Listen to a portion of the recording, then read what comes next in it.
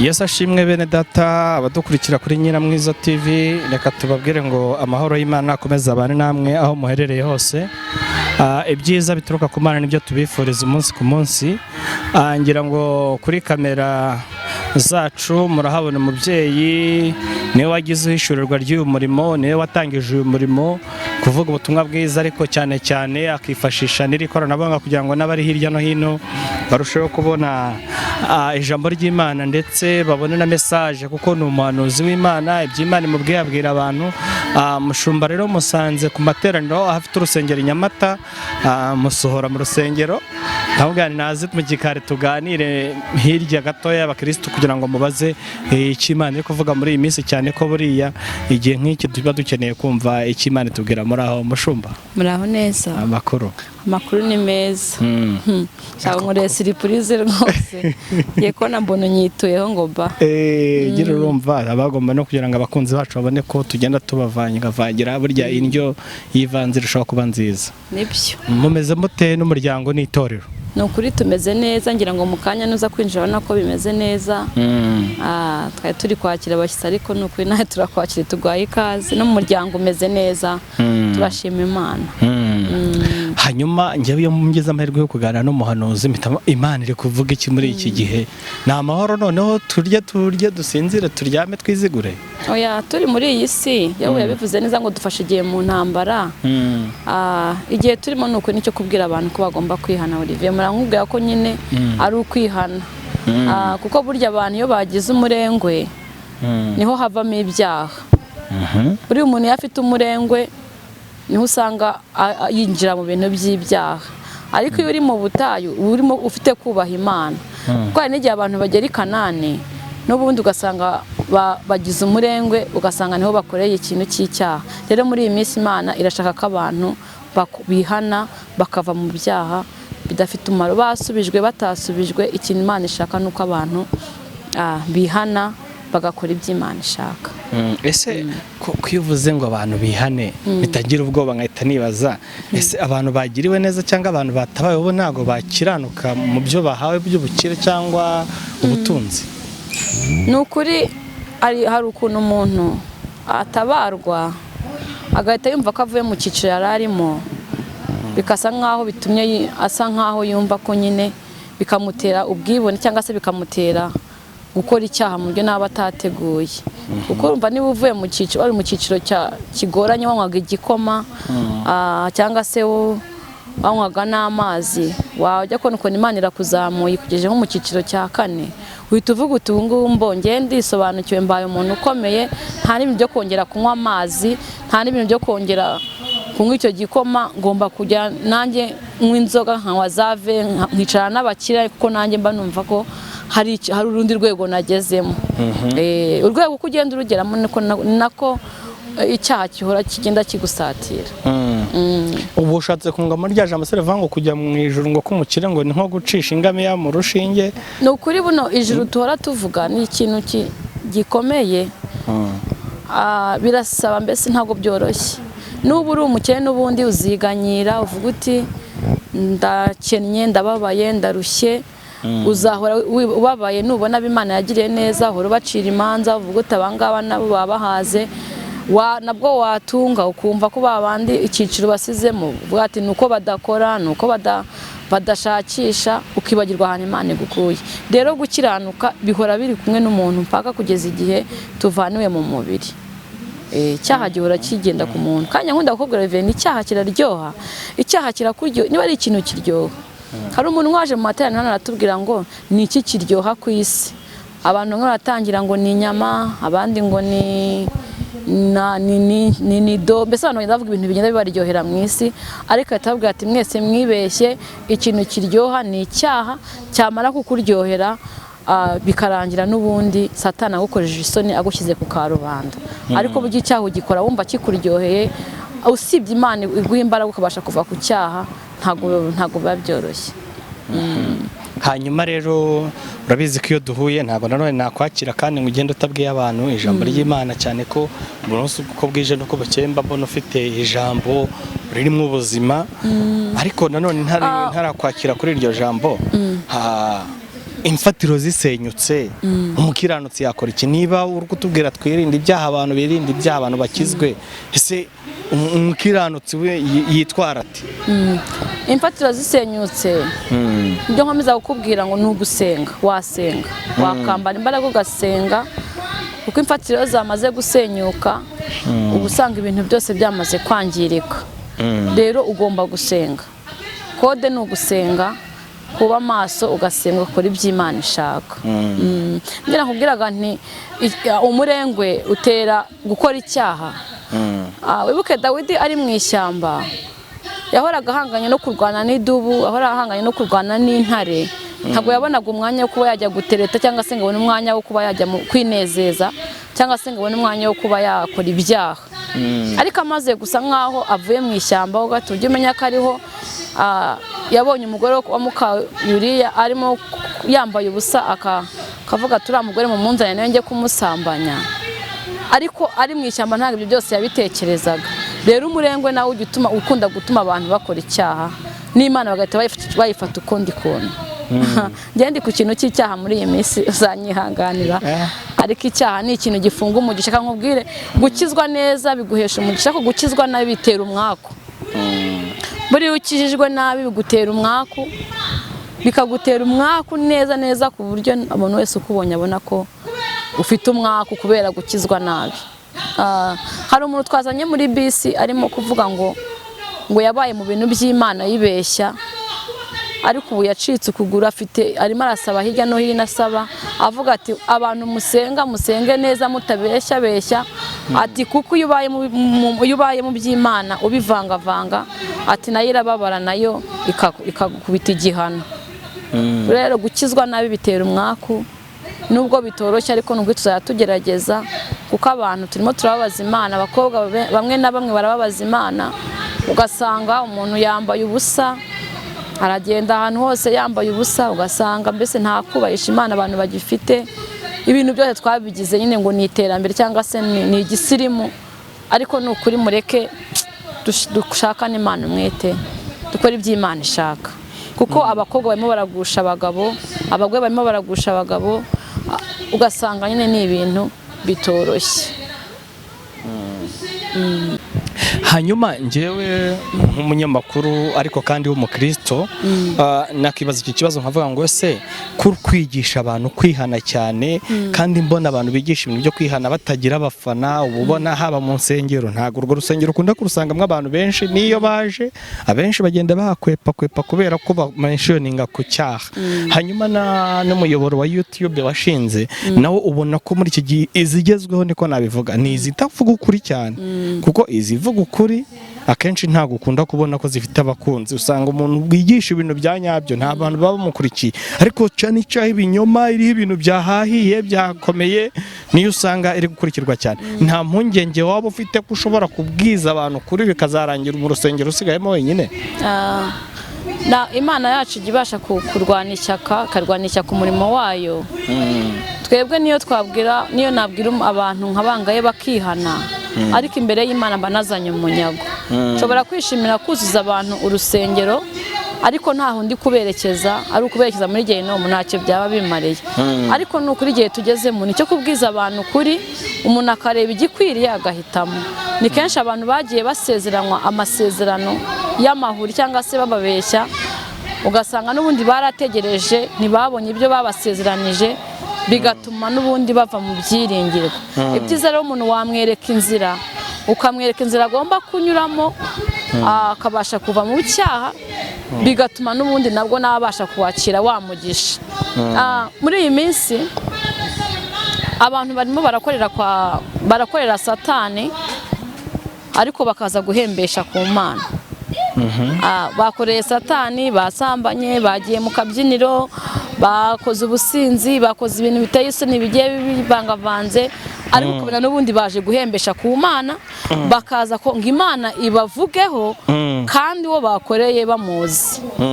Ugasanga rero muri iyi minsi nanone abantu b'Imana bashaka kuba mu by'Imana, ariko nabo bakashaka kujya no kuvanga no gufatana ibyo kwa Satani. Birasaba ko abantu muri iyi minsi tuba maso, tukareka kujya guhembesha aho tutakoze, aho tutakoreye. Niba uri buhembeshe urahembesha aho wakoreye. ariko nyine ngewe naho abantu batankomera amashyi, naho abantu batanshyigikira, naho abantu batanyitaho, ariko igikuru ni uko Imana nayo izajya ibiri kubona ko twabwije abantu kuri, bigatuma nayo idushyigikira. Kandi nizere ko ujya mu rusengero ko nta kibazo, kandi byose biba binahari. Hari ukubwira abantu kwihana. Mu rusengero hajemo abantu bagiye batandukanye, harimo abafite abarwaye, harimo abakeneye ihumure, harimo abakeneye kwihana, ariko nyirizina ishingiro tugenderaho muri iyi minsi ni ukuri. Tugeze mu minsi ya nyuma, turi kubwiza abantu kuri, twavuga ngo bihane. Ubona ko ubutinganyi burimo burasatira isi cyane, kabona ko umwuka w'ubukene ni kuri gusatira abantu kubera ubuyobe. Usanga abantu bafite kuyoba mu mitima yabo kubera bagiye bigishwa nabi. Rero Imana idushoboze kugira ngo tubashe kubwiza abantu kuri, tubayobora inzira ikwiriye. Imana idushoboza. Hanyuma reka ngusabe imitima yose idukurikiye muri kano kanya ishyira imbere y'Imana, ubundi udukubite n'ijambo ry'uyu munsi Imana yaguhaye kugeza ku badukurikiye, haba ari mu Rwanda no hanze, hanyuma nkureke usubire mu materaniro. Imana ibaho umugisha. Nta nubwo nabashuhuje nyine bahise bamfatirana gutyo, hagati aho ndabasuje mu izina rya Yesu Kristo. Imana iduhana umugisha. Nyine asanze mu materaniro aho dukora umurimo w'Imana i Nyamata mu Bugesera. Ubwo rero amazina yanjye ni Nyiramwiza TV, nayo ngayo dukoresha kuri channel. Imana iduhana umugisha ku bintu byinshi tugiye kuganiraho mu minota mikeya, kuko n'ubundi mfatanye nayo nibere mu materaniro. Mana mu izina rya Yesu Kristo, uri Imana nziza, uri Imana ishobora byose. Bana natwe aka kanya Mana, kubwira ijambo tugiye kumva, ijambo ryurutse imitima, ijambo ribohora, ijambo rikiza, ijambo rikura abantu mu byaha. Mana ngaho tugaye kaze n'akaribure kuganze, turakubashye. Icyo ni cyawe Yesu, amen. Imana ishimwe. Imana ibaho umugisha bwo kudukurikirana kenshi. Reka nukuri ndakwinginze nuzajya wumva buno butumwa nawe ujye umfasha, ujye ubusangiza abantu benshi bagiye batandukanye, kugira ngo turebe ko nukuri Imana yacu umubare wo kurimbuka wagabanyuka, Imana yacu nayo ikahabwa icyubahiro. Kadusome ijambo riri muri Yobu 28 murongo wa 28, haratubwiye ngo maze ibwira umuntu iti, dore kubaha Uwiteka nibwo bwenge, kandi kuva mu byaha niko kujijuka. Niryo jambo mpawe nukuri.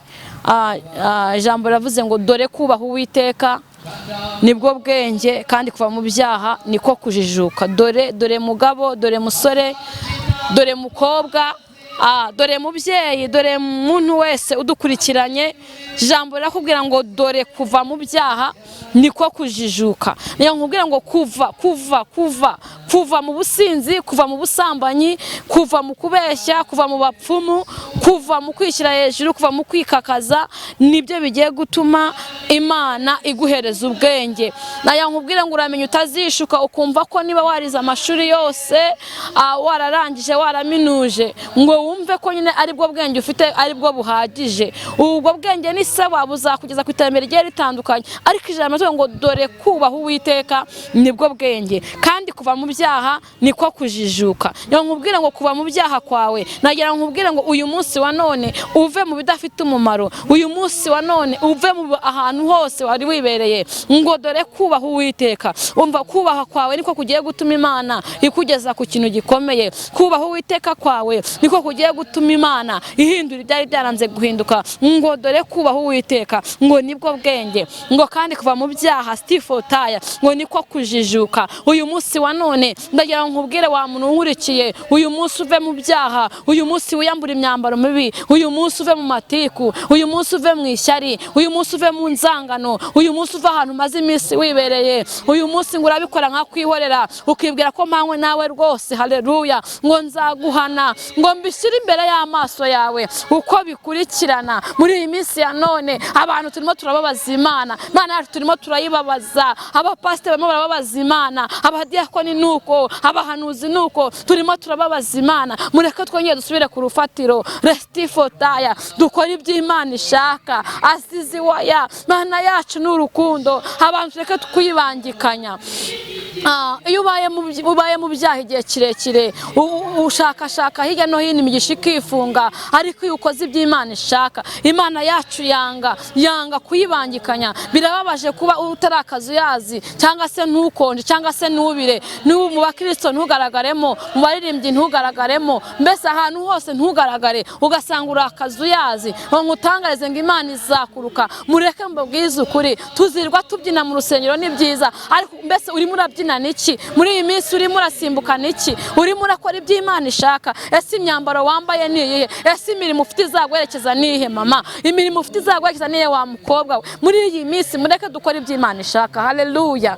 Ngo dore kubaho Uwiteka nibwo bwenge, ngo kandi kuva mu byaha niko kujijuka. Yo nkubwire ngo ushobora kuba uzi ko ufite ubwenge ariko urinjiji, ndagira nkubwire ngo kubaho Uwiteka nibwo bwenge. Ubaha Imana yawe. Abantu turimo turasuzugura Imana, turimo turayifata nk'inyantege nkeya. Imana yacu irimo irakora. Muri iyi minsi hateye umwuka w'ibisazi, umwuka wo gucanganyukirwa. Yo nkubwire ngo ubaha Imana nawe izakugirira neza. Haleluya.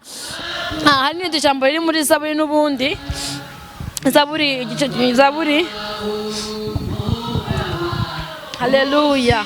Ngo dore kubaho Uwiteka nibwo bwenge. Haravuze ngo hahirwa umuntu udakurikiza imigambi y'ababi, ntahagarare mu nzira y'abanyabyaha, ntiyicane n'abakobanyi, ahubwo amategeko y'Uwiteka niyo yishimira. Haleluya. Ijambo yatubwiye ngo hahirwa umuntu udakurikiza imigambi y'ababi, ngo hahirwa umuntu udakurikiza imigambi y'ababi. Muri iyi minsi abantu barimo baraba bagome, ugasanga urimo urakurikiza imigambi y'ababi, ugasanga baragushutse, barakubwiye ngo urwaje umwana ajya kuvuza mu bapfumu, warangiza ugahita ukurikiza imigambi y'ababi, ugahita ujya mu bapfumu. Ngo hahirwa umuntu udakurikiza imigambi y'ababi, hahirwa umuntu utaba umusinzi, utajya mu kabari, hahirwa umuntu utaba umusinzi, hahirwa umuntu utajya mu busambanyi, hahirwa umuntu witandukanya. Abantu muri iyi minsi ntabwo bafite kwitandukanya, ntabwo uri kumenya stifotaye. Abantu muri iyi minsi barimo barabivangavanga. Ijambo riratubwiye ngo hahirwa umuntu udakurikiza imigambi y'ababi,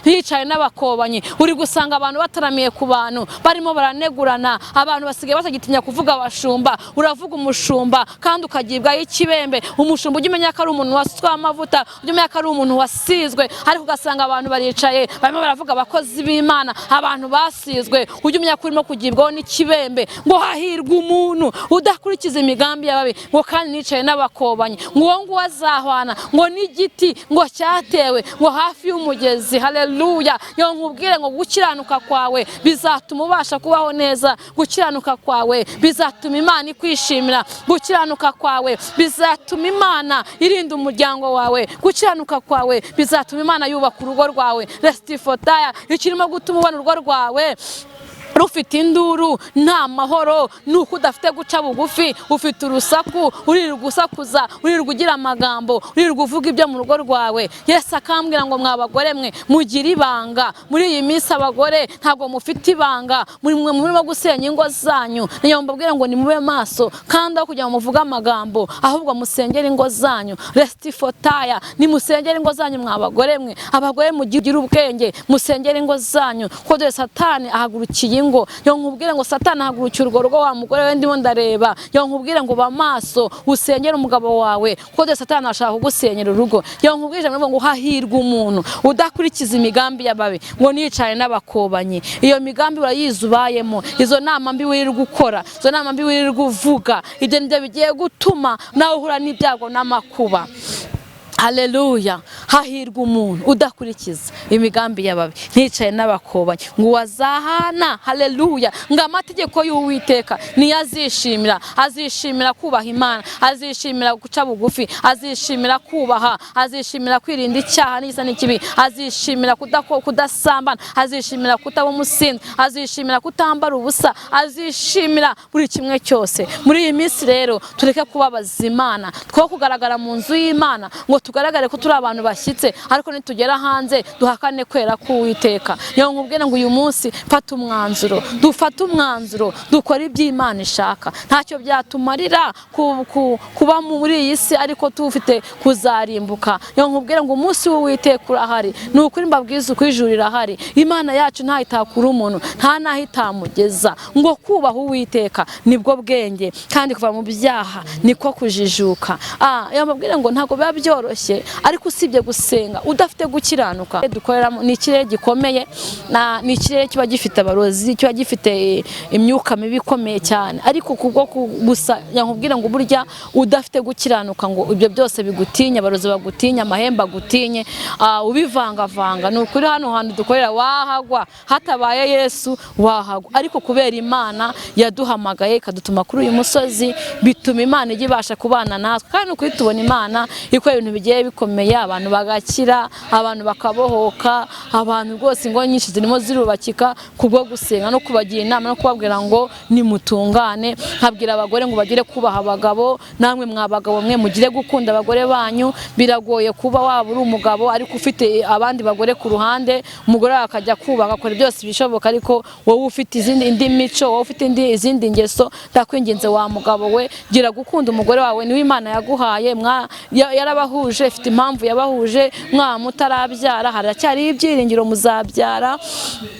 Mwamubona muhura n'intambara nyinshi cyangwa muhura n'ubukene cyangwa se mufite amadeni, nkubwire ngo ikintu koda ahantu iri ni ugukiranuka, ni ukubahana, ni ugukora iby'Imana ishaka. Nawe ubona ko urugo rwawe rukunaniye, wari ugiye kuruvamo, ntabwo ugomba kuruvamo ko ni Imana yarugushyizemo, uba ugomba gukomera. Nababwiye ngo koda iri ahantu ngo maze ibwira umuntu uti ngo dore kubaha Uwiteka nibwo bwenge, kandi kuva mu byaha niko kujijuka. Rero ndabinginze ni ukuri bantu mudukurikiranye umunsi ku munsi, ndabinginze ndabasabye mureke dukora iby'Imana ishaka, tugire urukundo, tugire kubahana, tugire gufashanya, duteze imbere umurimo w'Imana, ntitukagira amashyari, ntitukagira inzangano, tubwize abantu kuri. Ndabingize nubwo muri iyi minsi abantu umuntu ari kuvugisha ukuri, kuvuga ngo nyine hari umuntu umweretse kumpugura, arambwira ati ariko se wowe uzajya wirirwa ubwira abantu ibintu by'ibyaha, wirirwa ubabwira ngo ibyaha nta bindi bintu bizima. Ni ukuri kamabwiza ukuri, nubona umuntu ukubwira ngo va mu cyaha, uzamye ko umuntu n'ubundi ari mu mwuka w'Imana. Shobora kukubwira ngo guruka, nguhaye, ubonye indege, ubonye inzu nziza, ubonye iki. Ibyo byose turemwe mu mugambi w'Imana, ntabwo ibyo byose Imana yabitwima. Imana ni twebwe yabiteguriye, ahubwo uburyo tubyitwaramo, uburyo tubisaba n'uburyo tubifata niko gutumye duhera ku musozi, niko gutumye tarimo kwakira, nitwe dukerewe. Kandi nongere mbwira abantu ngo abahanuzi mubiruke gukomeza kwishyiramo abahanuzi ngo barahanuye ngo ntago birimo birasohora. Ntago abahanuzi turi ibikoresho, ntago ari twebwe dusohoza, ahubwo wowe amasezerano yawe uyabagarira gute? Se uri gukora iby'Imana ishaka? Ese uri kubivangavanga? Niba uvuye ahangaha Imana ikakubwira ati nguhaye umugabo, warangiza ukagenda n'ubundi iryo joro ugasambana, kera isezerano bamaze kuricamo, n'ubundi wamaze kurirangiza. Rero wowe haranira uburyo amasezerano Imana iguha, urebe uburyo uyafata, urebe n'uburyo uyitwaramo. Ahubwo abantu muri minsi kandi mukuru wo kugira abahanuzi nk'abapfumu ngo mubafate uko nyine ngo mwumve ko ari abapfumu, bigiye kuzatuma Imana yacu yamburwa icyubahiro. Mwamaze kugiha abahanuzi, mwamaze kumva ko nyine abahanuzi aribo muri kubonera, aribo Mana. Reka mbabwize ukuri, umuhanuzi nawe ni igikoresho. Mboneraho kubabwira ngo rwose mureke kwitotombera abahanuzi, kuvuga ngo barababwiye ngo ntibyasohora, ngo barababeshye. Tegereza ahubwo wowe ibamaze kukubwira cyangwa se bamaze kukubwira icyo Imana ivugana nawe, wabyitwaye mute? Ushobora Imana yacu ntabwo imenyerwa, ntabwo Imana yacu ikunda abantu bayifata uko biboneye. Ikintu Imana ishaka, kora iby'Imana ishaka, ni ukuri kose nta kintu uzayiburana. Babwiza ukuri umukiranutsi w'Imana, Imana iramukunda, ikamurindana nabe bose, ikarinda urugo rwe, ikaruhagararamo. Rero nkubwira ngo haranira kwezwa no gutunganywa. Kandi ndabinginze ni ukuri mureke dukora iby'Imana ishaka. Twari tugira ijambo rivuga ngo dore kubaha Uwiteka nibwo bwenge, kandi kuva mu byaha niko kujijuka. Uyu munsi wo nkurikiranye ufata umwanzuro, icyo cyaha cyakunaniye, icyo cyaha cy'ubusinzi, icyo cyaha cyo gusambana, imana kuko kose abantu barimo barakuramo inda uko bishakiye, barica abana buri munsi, ugasanga buri umugabo wabyaye abana hirya no hino hose, mbese ufite umugayo, abo bana ntubafasha, ntubitayeho kubera kubeshyabeshya no guhishahisha, kandi wabikoze witwa ngo uri umukozi w'Imana, witwa ngo uhagaye imbere y'abantu, wabyaye abana bagiye batandukanye, ugenda ubihishahisha, usambanya astifo, ugenda usambanya abo uyoboye, ugenda ukora byinshi bitari byiza. Rero muri iyi minsi mwumve ngo Imana yacu irababaye kandi babajwe n'abantu bitwa ngo batuye agakiza cyangwa se bamenye Imana. Mvugira muri rusange ngo abantu mwese kubaha Uwiteka nibwo bwenge, kandi kuva mu byaha niko kujijuka. Imana iduhana umugisha. Rero reka dusenge mbabwira ngo umuntu nkurikiye, fata umwanzuro niba ushaka kugira ngo Imana itange umugisha mu rugo rwawe, ndakwinginze umugisha ufatika, umugisha uramba uvuye ku gukiranuka, nuko uri bwubaha Imana ukareka ko abantu benshi bamaze kuyambura icyubahiro, ntago bagifite kuyubaha, ahubwo bamaze icyubahiro kukiyambika. Nkubwira ngo ufate umwanzuro rero ukora ibyo Imana ishaka, kandi Imana hari ikintu ibuze gukora kidasanzwe. Imana ibaha umugisha. Rero murakoze. N'ubundi kigaragara Olivier akomeje kuvuga ati ko mbona abantu benshi barimo kuza mu materaniro, kigaragara nawe ubwo bana kagiye gutakatiraza mu materaniro. Nawe tugaye kaze, n'ukuri dukomezanya uza gusenga, turakuraritse. Imana iguha umugisha. Murakoze cyane. Amasaha yatugendanye. Reka dusenge. Ninginga abantu bose bafashe umwanzuro ko bagiye kubaha Imana bakava mu byaha. Imana ibaha umugisha. Mana mu izina rya Yesu Kristo, stifo la stita ya bere, uri Imana itanga agakiza, uri Imana ije gutanga ububyutse. Ndagushimiye kuje gutanga ububyutse mu bantu, ndagushimiye kuje gutanga abantu bari bananiriwe, abantu bari baruhiye, abantu bari bacitse intege, abantu bari batentebutse. Ndagushimiye utanze imbaraga, utanze agaciro. Ndagushimiye ko Mana barimo kuruje kubahoza, abarushye n'abaremere Mana uje kubatabara. Nyemera data umuntu wese ufashe umwanzuro akaba agiye gukora ibyo ushaka Mana utanga umugisha, ndakubashye. Icyo ni cyawe Yesu, amen. Imana ibaha umugisha. Murakoze cyane. Dukomereje mu rusengero.